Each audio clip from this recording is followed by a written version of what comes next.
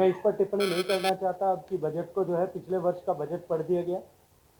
दुर्भाग्य है, मुझे तो ये समझ नहीं आ रहा था कि उस समय कि मुझे हंसना चाहिए या राजस्थान की दुर्दशा को देख करके मेरे आंखों में आंसू आना चाहिए कि राजस्थान का मुखिया, जिसको राजस्थान का भविष्य की रूपरेखा रखने की जिम्मेदारी थी, उसे इतना भी भान नहीं था कि अब इस साल की भविष्य की रूपरेखा रख रहा हूं या गत वर्ष की रख रहा हूं। लेकिन जिस तरह से बजट रखा गया और बजट के बाद में जिस तरह से स्टेटमेंट दिया गया, ये बजट केवल चुनावी लॉलीपॉप के अतिरिक्त और कुछ नहीं है। आर्थिक कुप्रबंधन के चलते जिस तरह से राजस्थान को पिछले 4 बजट के माध्यम से 4.5 साल के लगभग कालखंड में जिस तरह से राजस्थान को आर्थिक गर्त में धकेला गया, 2020-21 में राजस्व घाटा राजस्थान का वो बजट एस्टीमेट में 12,378 करोड़ रुपए एस्टीमेट किया गया था, जो रिवाइज एस्टीमेट जब सरकार ने अंत में घोषित किया अगले साल का बजट, तब बढ़कर के 41,721 करोड़ रुपए हो गया। 29,000 करोड़ रुपए का घाटा उसे एक साल में बढ़ा।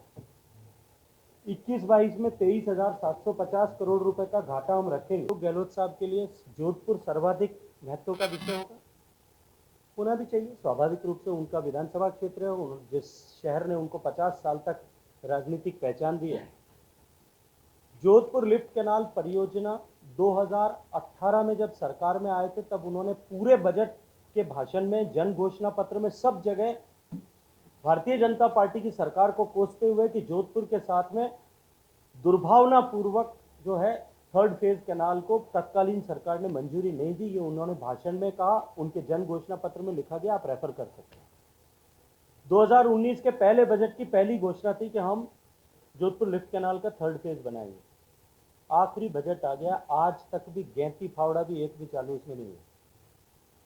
अगर जोधपुर की लिफ्ट कैनाल, जो जोधपुर के लिए इतनी इंपॉर्टेंट है, जिसको लेकर के उन्होंने कहा था कि बहुत दुर्भावना से रोका गया था, उसको 5 साल में अगर धरातल पर नहीं उतारा जा सका तो किसी और बजट प्रोजेक्ट पूरा होगा क्या, इसकी आप कल्पना कर सकते हैं। ईस्टर्न राजस्थान कैनाल प्रोजेक्ट को लेकर के बहुत बड़ा दावा किया गया कि हम 13,000 करोड़ रुपए का बजट एलोकेशन करें।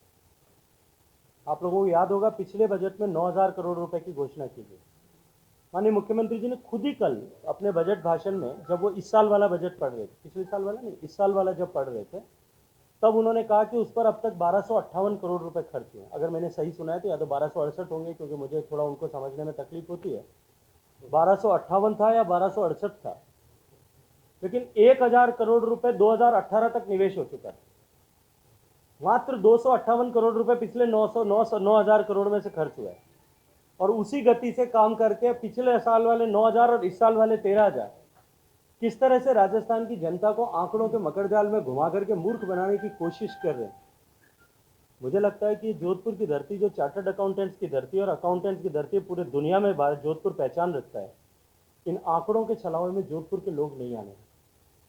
ये बजट केवल और केवल लोगों को भ्रमित करने, लोगों को चुनावी लॉलीपॉप देने, चुनाव को जीतने के लिए बजट को एक राजनीतिक चारे के रूप में चारे के रूप में उपयोग करने का प्रयास मात्र है। बजट घोषित होने के साथ ही सामान्यतया कुछ लोग शायद बजट के लिए प्रतिक्रिया करते होंगे, जैसे मैंने कहा, कुछ राजनीतिक प्रतिबद्धता के चलते आलोचना करते होंगे, लेकिन बजट के बाद में नाखुश होकर के सीएचसी के कर्मचारी टंकी पर चढ़ गए।